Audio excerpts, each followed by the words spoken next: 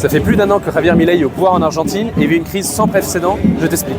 Ça fait 1 an qu'il impose de manière quotidienne des réformes austéritaires et autoritaires, comme des milliers de licenciements, la baisse des salaires, les fermetures des lieux de mémoire de la dictature ou encore des attaques à coups de tronçonneuse sur les services publics. Bref, de manière générale, il opère une politique très violente contre la classe ouvrière. Les premières victimes sont les retraités, qui reçoivent un grand soutien de la part de la population et qui se mobilisent encore ce mercredi malgré la répression, comme on peut le voir ici. Comme on l'a vu les semaines dernières, la répression a été brutale. Le journaliste Pablo Grillo est toujours entre la vie et la mort et a connu un élan de solidarité contre la répression du gouvernement. Cette situation met en crise le ministère de l'Intérieur, Patricia Bullrich, qui en plus d'avoir orchestré cette répression ultra-violente, enchaîne les fake news et les mensonges à la télévision. De leur côté, les grands médias français parlent de Milei comme le fou devenu lion ou organisent aussi des interviews avec lui.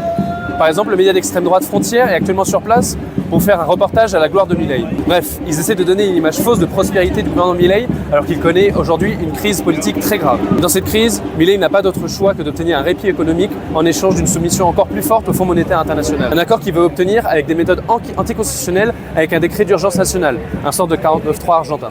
À l'heure d'aujourd'hui, toutes ces attaques sont possibles d'une part par la passivité des directions syndicales qui, malgré un appel à la mobilisation nationale le 8 avril, ne proposent pas un vrai plan de bataille pour combattre Milei. De l'autre part, on a l'opposition péroniste au Parlement qui prône une lutte contre Milei par les institutions, mais qui en réalité ne représente pas une alternative après avoir mené le peuple argentin en défaite contre Milei ou encore après avoir mené pendant 4 ans les politiques du FMI avec les anciens gouvernements péronistes. Cette journée de mobilisation est encore plus massive et combative que celle de la semaine dernière.